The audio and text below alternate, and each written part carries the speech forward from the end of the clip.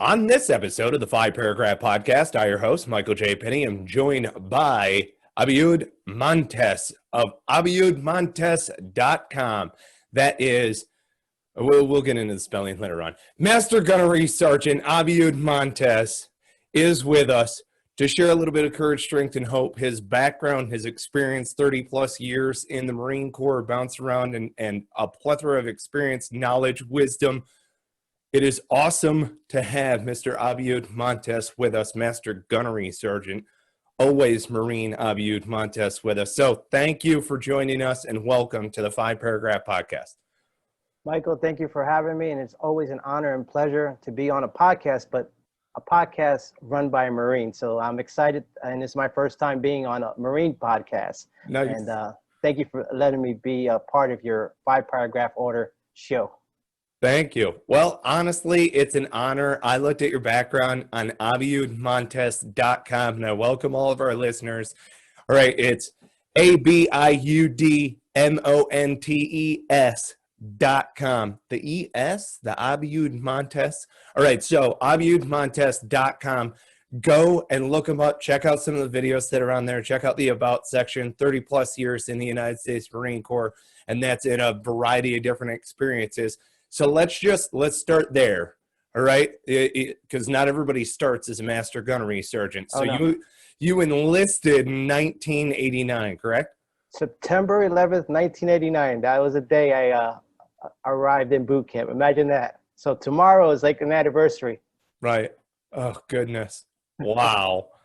All right. So your first MOS, military occupational specialty for the civilian folk that are out there. What was your first MOS in the Marine Corps? I was an 0352 tow gunner, and I use the tow system. The T, right, is a tube launched, O, optical sighted, and then W, wire guided, and then we have the S, system.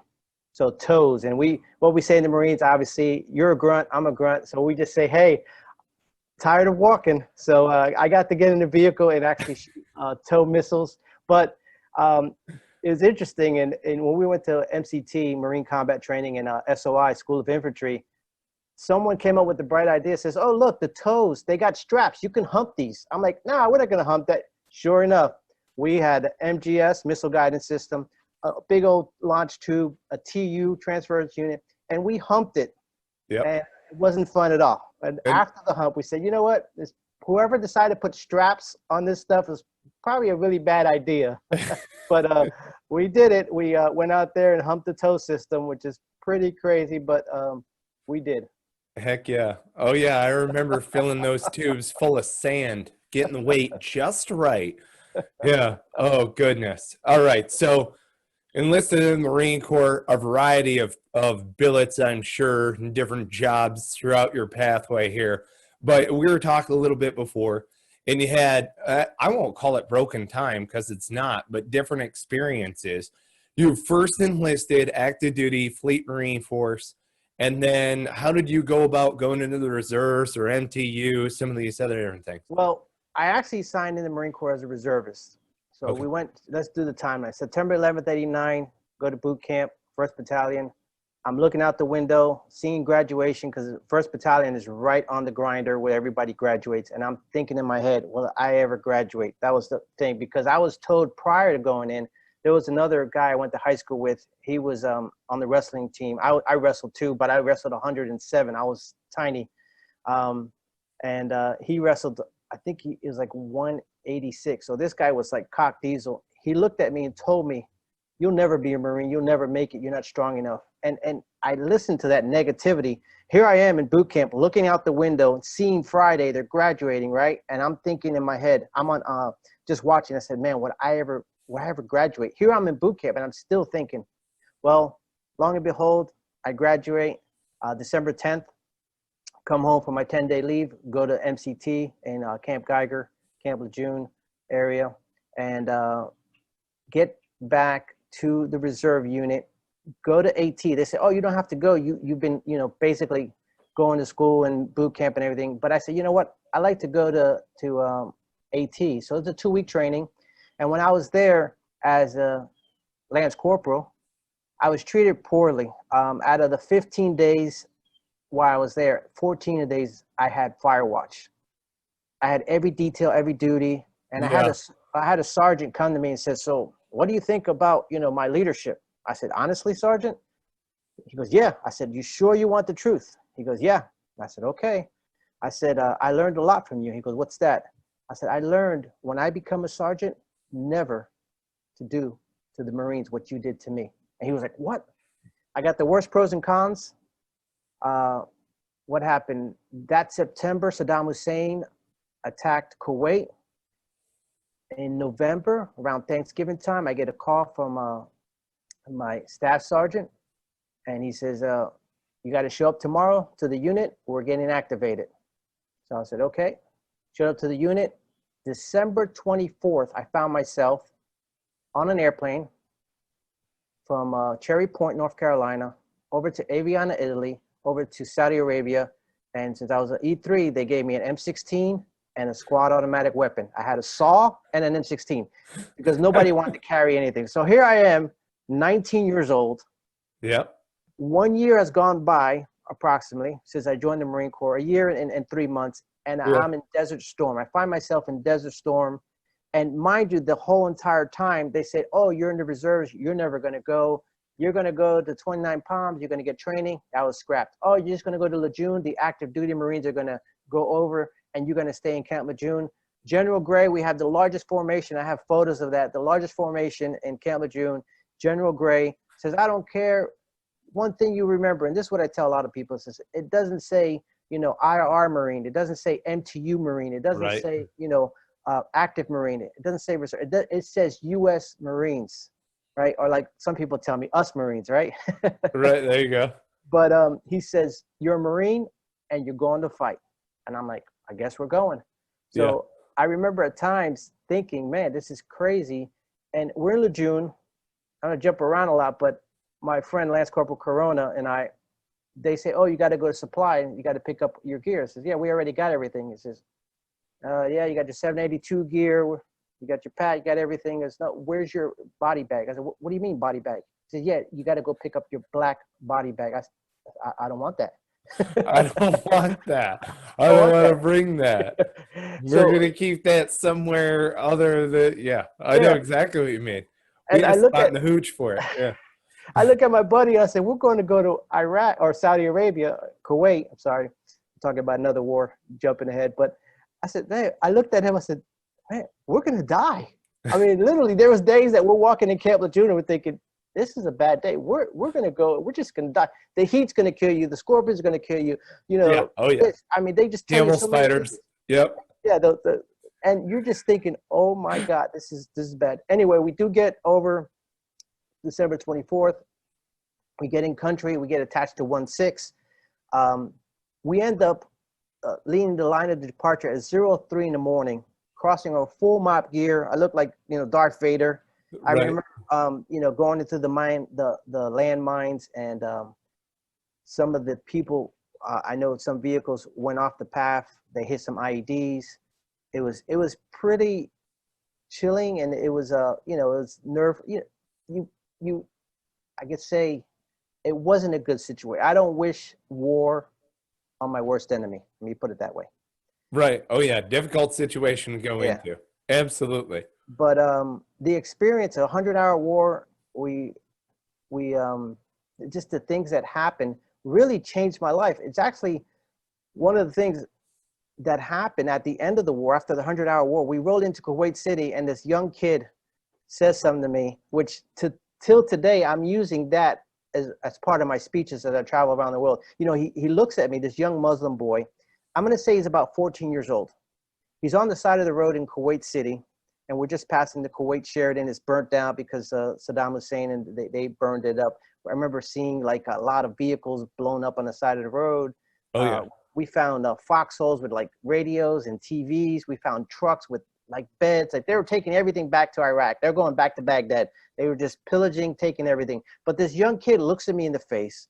He looks me in the eye, and the culture. A lot of them won't look you in the eyes. Maybe they'll look down or something. It's just a culture. But he looks at me and he holds his finger in the air and he goes to me and he looks at me. He goes, "America is number one. And I'm like, Mike, I'm like looking at him. I'm like, wait a second. I'm 19 years old and I can't remember. I always say, I remember being in high school saying, man, this place sucks and this, that. But here's this kid looking at me and telling me my country, United States of America, this Muslim boy is telling me America is number one. And he looked me directly in the eyes. And as he looked me in the eyes, it just sent a chill down my back. And I'm like, ah. And I said, I was intrigued. Right. So why is he telling me that my country is number one? So we stopped the vehicle. I was a vehicle commander. I was on the top of the Humvee, and he actually, in Kuwait, this was Kuwait City, he spoke English. I asked him, what happened? He goes, well, since Saddam Hussein came and invaded, he says, they took my father away. He said, I haven't seen him in 8 months. He goes, I don't know if he's alive or dead.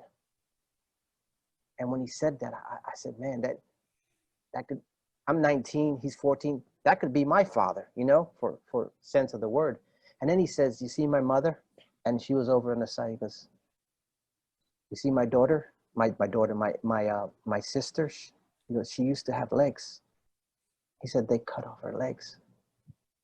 He goes, they did some really bad things to my sister and my mom. And I'm thinking, man, I know what he's saying. Oh, you know, yeah. I know what he's talking about. I know what they did to these women. And my heart just sank. But then he looks at me and goes, but you came. He said, when you showed up, he said, when the Americans showed up, when the Marines showed up, he said, the bad guys left. And it hit me. This young Muslim boy was talking about something called freedom. And you know, Mike, freedom isn't free. You see, if it wasn't for a young man or a woman that died during the Civil War, the American Revolution, World War I, World War II, Vietnam, Korea, Desert Storm, Afghanistan, Iraqi freedom. If it wasn't for a young man or woman, who's to say today that we wouldn't be speaking? Who knows? If Germany would have been successful, who's to say we wouldn't have started this interview in German? Right. And speaking, or if the Japanese, December 7th, 1941, that they bombed Pearl Harbor, and who's to say we wouldn't have started speaking, Japanese? We would have started konnichiwa, we would have started like that today, right? We're gonna bow it out, Master Guns. Yep. There's actually a TV show out there that talks about that. I don't know if you've seen it. I think it's The Man in the High Tower. It talks about how the Japanese and Germans split the USA, and you think about it, it could have happened. Right, the fiction of what could have occurred. It could have happened. Well, and this is great stuff for our listeners that are out there. This is the reason why I want to go to Abiudmontes.com. See, I'm hitting it, man. I'm hitting the accent on there. All right, Abiudmontes.com. Check out some of his videos that are on there and get the About section. I already knew coming into this that we were going to let Abi just talk. Okay, because there's such power behind the words. This is what he does for you fine folks that are out there. Okay, so we're going to kind of breeze through some of the 5 Ps on this one. You see a situation out there, you see an enemy out there, a need, a problem opportunity inside of the business community, I would assume. Right, so what are you focused on as a speaker, as that need inside of the hearts of your audience members? One of the things I talk about is there's 2 topics I share: leadership, ethical leadership, and the other one is situational awareness, to include active shooter training. So the need every single day, I'll use TOWS, right? We talked about it earlier, TOWS, tube launch optical sighted wire guided system. We can look every single day when I do my active shooter training or situation, we say T. Every single day of our lives, we can have a threat.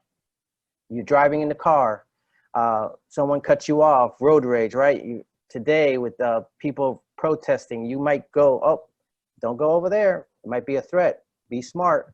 You know what I mean? There's a crowd. So every single day we have threats. But with every single threat, Mike, there's an opportunity to escape a bad situation. So think about, I'm a firefighter. I'm a lieutenant in the fire department. So I do 2 things. And just like in a fire situation, you're always looking out. Oh, look, there's an exit there. There's an exit there. Whatever you're going through, what I notice is God always gives you a way out. And then we got the W, right? you, I, everybody. A person that says, oh, I have no weaknesses, you're lying, because we all have weaknesses. The W, right? But the thing about a good leader, when I do the leadership, if you see a weakness in somebody and you're a leader, you don't put them down. You don't drag them down. You pull them aside and say, hey, I noticed you're struggling with this. Well, guess what? I was a Lance Corporal too, and I went through the same thing. Or I was a young sergeant, and I suffered some losses, you know, because we have wins and losses. And what the objective as a good leader is to take that weakness and make it your S, make it your strength, right? If you're struggling with something and you help somebody, say, hey, make that weakness and turn it to your strength. So I use that TOES mentality. It's the same thing as a SWOT analysis you probably learn in college. But I said, you know what? I'll flip it and use it as a toe gunner. So the opportunity to come into those businesses and talk to them about those situations, because, you know, traveling around, I was speaking at a conference and this one manager comes to me. She goes, well, I just got moved up to a new position and I'm coming in, I'm firing everybody. I'm like, really? You're just going to fire everybody? She goes, I said, your company, your organization is going to collapse. I said, you got to do what we do in the Marine Corps, right? We say the 3 T's, right? The first T, train. Did you train them? Oh, no, we forgot. Oh, okay. Did you transfer them? Put them in the right spot? Because sometimes you move somebody over here and they blossom. You know, if I have a flower and it's dying, I don't throw it away. I reposition it. Maybe a little too much water, not enough water. You know, give it more sunlight, not, you know, too much sunlight. So you have to make a change, and then boom, they blossom. And that's the key thing. And then the last one, of course, if things keep on going, the last T is terminate. But let's not talk about that being the first thing you want to do, but do the first thing is train. So that's what I come in, and I'm like you travel and you speak about your 5-paragraph order, and we use, it's about training, Right. the key thing. Well, and what I love about this, all right, when you invite Abi in, go to abiudmontes.com right now. I'm telling you, contact him. Go on LinkedIn also, connect with him. But this is the good gouge that we're talking about. He threads in the business and the military leadership, and he does it effortlessly. Okay, so this is one of the reasons why I'm so grateful to have Abiud Montes. Go to abiudmontes.com. And we're rolling into your mission here, though. It doesn't need to be verbatim, but you focus on what in order to accomplish that objective later on. What's the mission of abiudmontes.com? So it's a twofold, like I said. The situational awareness is not only, you know, people think, oh, well, I don't need that, I'm not in the military. But today, it could be about your family members, yourself, your self-awareness, situational awareness. So the mission is about keeping aware to keep yourself alive. You know what I mean? Today's a new day. It's a good day. I always tell people, hey, take a deep breath. Right. I tell people that all the time. Let it out. So you know what that is? That's life. And life is a gift. And the mission is making it another day. The mission is, you know, learning from each other, because iron sharpens iron. And something that I've gone through, I could share, and it can help your company, your organization, your life, your family, whatever it may be, in the leadership position or a situational awareness situation. You know, it's going to help you. And the mission is to make you a better person. It's not about me, because I always tell people I'm number 2, right? You know, Mike, you know why I'm number 2, Mike? Why's that? Because you're number 1. Love it. And you have to, we're all in customer service. We're all working. I'm not here for myself. I'm here to make you number 1, to bring you add value. Add value. That's right, exactly. We're here to add value to one another. And that's what you do in your podcast. That's what you do about you writing your book. And that's what you are doing and continue to do, because it's important that we add value, because everybody else is number 1 and I'm number 2. So if we take care of other people, everything else falls right in line. Outstanding. All right, so let's slide into the execution paragraph. You've given us a little inkling of your commander's intent that's out there, which is so fantastic.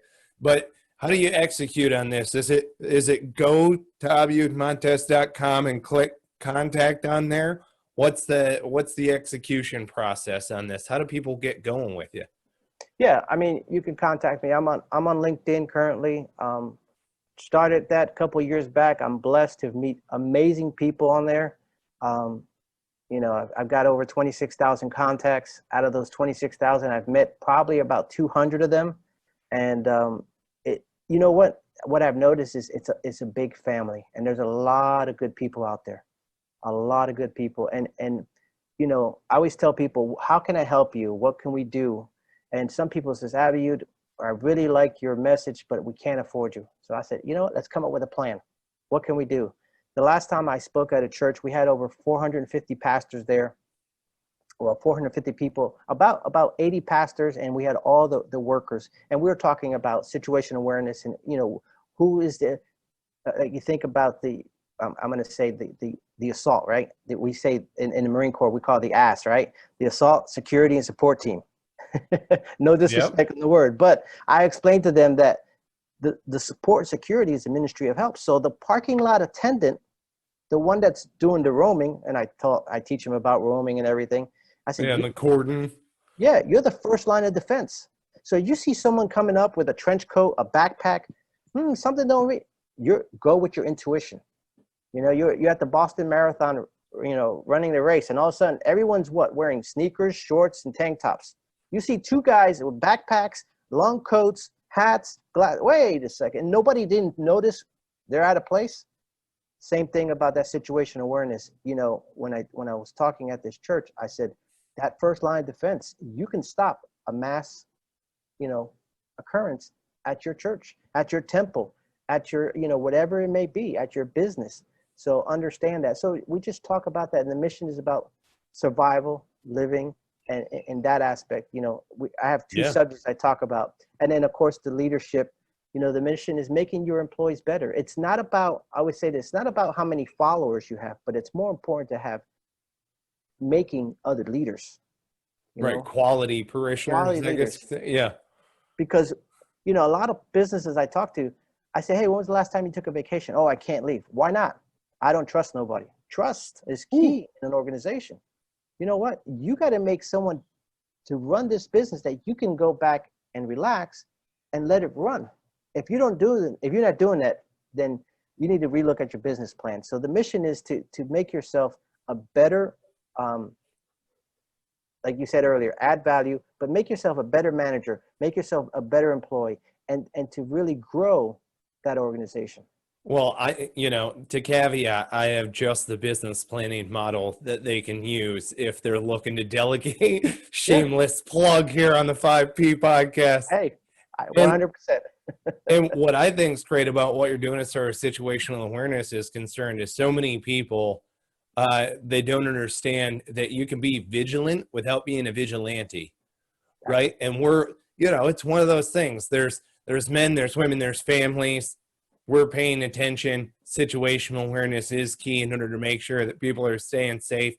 But it's that tribe of people that we surrounded ourselves with, and especially in a religious environment or a church environment, anywhere that you're seeking fellowship, right? You've come together to seek fellowship, not to pray on one another, but to pray for one another. Sure. So, you know, and it's supposed to be this uplifting thing. It's okay to be vigilant when you're sitting there in church worshiping. You know, that's all right. Yeah. You know, so I totally understand and I agree. Hey, all right, kind of switching back though to your military experience as we hit the admin and logistics paragraph, because I want to tie things back together as far as what your military background is.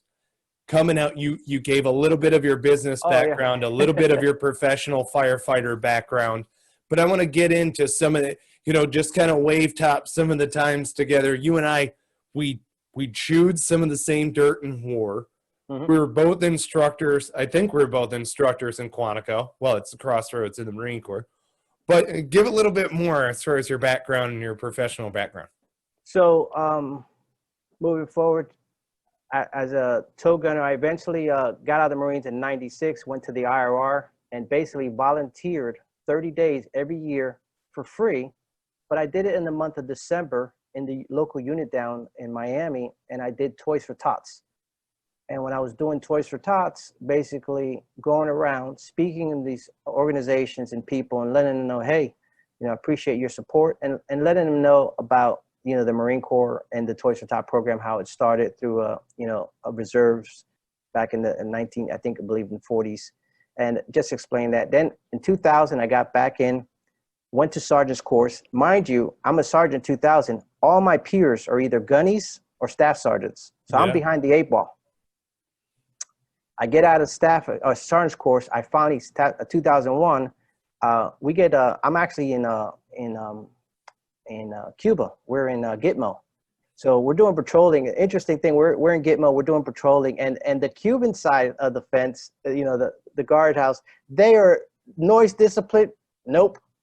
Light. Right. Nope. They got their lights on. They're talking. They're just yelling at each other back and forth, and we're like cracking up. Like, these guys have no discipline. But we're doing patrolling, and what I did with the squad was, like, every time we see a vehicle, we treat it like the enemy. We don't want them to see us.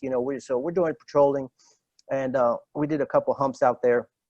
But that weekend we got together, and one of the other sergeants says, "Hey, this is Sergeant Montes," and or I think maybe staff sergeant at the time. Hey, he went to Desert Storm in '91. And he's got some experience. And so why don't you share your story? And I'm sharing with the other Marines, and I say, hey, look, mind you, this is Friday, September, I want to say 7th, 8th, 9th, and 10th. So we know what happens, right? Right. So we're recording this on September 10th, 2020. Yeah. So this is pretty crazy, the time frame that's going on. This is great. So here we are in Gitmo, and I share with the Marines, says, hey, look, we have to be ready at any time. You never know. At any second, we could go to war. We got to train like something's going to happen tomorrow. And that's all I say. So we fly home. I'm on the second stick. The first stick leaves out, C-130s. They fly out of Cuba and go to Miami, Opelika Air Force Base. And after that, we fly on the second stick. We get out there. September 11th happens. My phone's ringing off the hook. Staff Sergeant, I can't believe you called it. You called it. I'm like, no, man, hey, it happens. If you look at histories, every 10 years something happens. Unfortunately, it's bad and kind of good. When you look at the history, you look at anything like World War II, and then 10 years later, Korea, and then 10 years later, Vietnam, and then 10 years later, we had Beirut, and then 10 years later, we had Desert Storm, and then 10 years later, we had Desert Storm, Iraqi Freedom. 10 years later, we're still going on, but it looks like every 10 years is a big battle.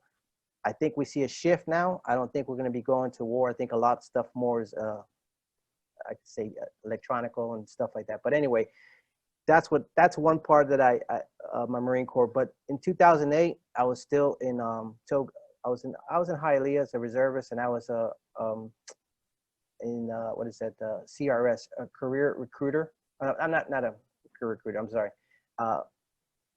Now I can't remember, but I was in the position of career planner. There it is. Career retention specialist. That's it. All of the. The thing about that job that I loved is I had guys getting out of the Marine Corps, and they were like, there were some people that were not happy. And I would give them a certificate of appreciation, and I would write it. I don't care if the officer didn't give him an award or anything. I would give him a personal, I would sign my name and say, here you go, Marine. Thank you for your service. I had Marines in the office crying, says, this is the first time anybody ever said thank you. I said, look, man, just like you and me, you walked on the yellow footprints, you graduated, you're a Marine. I don't care if you did 1 year, 2 years, 3 years. The fact that you went to boot camp and you sacrificed, you deserve. Thank you for your service. And these Marines are like running out of the office crying, like, oh my God, not crying because we don't cry. We get sweaty eyeballs, right? But anyway, after that, I left and I went and I became, I joined the MTU Marine Training Unit, and I became an inspector, which was really great because I got to travel all over the country to visit all the units throughout the United States and inspect them. And I was the operations chief. So I would set everything up. I worked with a colonel, a couple warrant officers, master guns. I was a gunny at the time, but it was a master gunnery sergeant billet. I had to get training, everything. Everyone else said, nope, you can't do it because you're just a gunny. And after trial and error, they accepted me.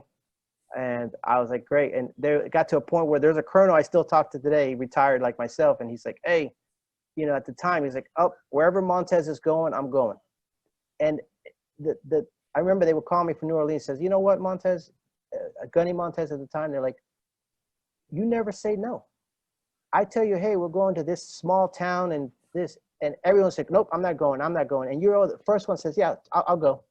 Oh, we're going to Hawaii. Everybody wants to go. I'm like, whatever. We're going to Puerto Rico. We're going here. We're going there. We're going to, you know, nice location. Oh, we're going to a small town in the middle of nowhere, and they got a unit. And I'm like, send me. And they go, they said, we appreciate that you would do that. I was like, great. After that, I transitioned. I went over to Africa Lion. I was the company gunny. And I had an interesting thing. I had 5 other gunnies and Sergeant Major Muskie, we call him Bulldog. Sergeant Major Muskie interviews all 5 of us.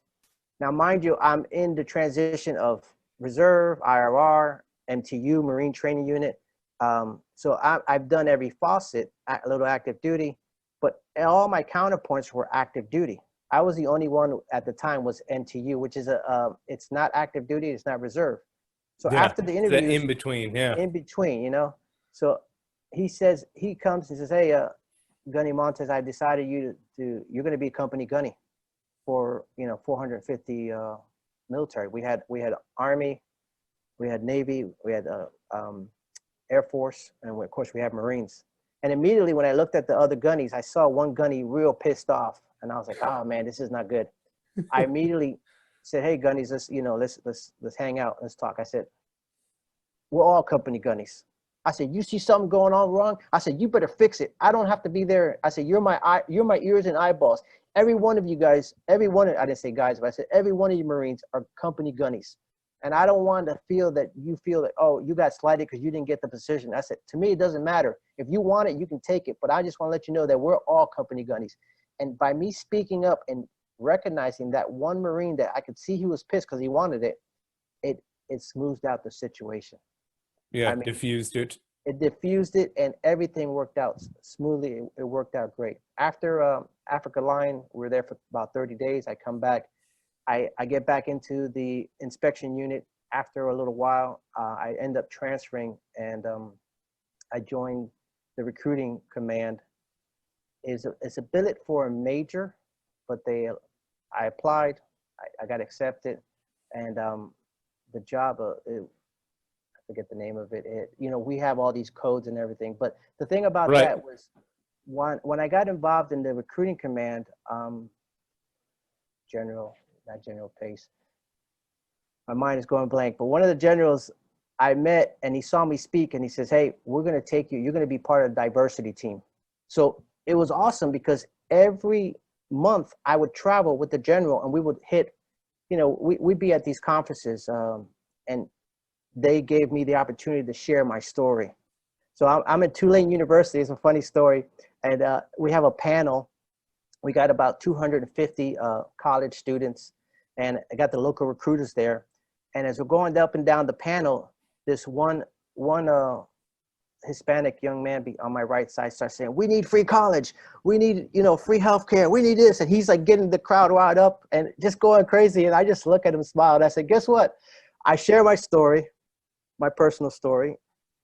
And then the students stand up and clap. And I say, oh, and I want to end with this. If you want free college, if you want free healthcare, go see Staff Sergeant Rodriguez and Staff Sergeant Johnson in the back. In the United States Marine Corps, we offer those things. We offer the GI plan. We offer the TRICARE. And immediately all these students stand up and they bum rush. And I look at the gentleman on the panel that's telling everybody he's trying to get them all riled up. He looked at me, he gave me the meanest look. And I just smiled at him. I said, look, the opportunities are out there. They're out there for you if you want it, but they're not going to give it to you. You know, you got to go get it. And, you know, so it's great to see, like, you know, that part. I was able to travel and really, I believe that I was able to make a difference in not other Marines, but it was civilians, to let them know about the great opportunities. If you want to join, great. If you don't, I'm not mad at you. Right, You know, yeah. Mike, I'm sure you travel around the world or anywhere and you meet people, oh, I was going to be Marine. At first, when I used to hear people say that, I get like, yeah, whatever. Now I said, you know, it's okay, man.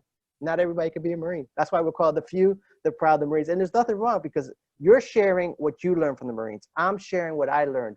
And we're making this nation, this country better by what we got instilled from Paris Island.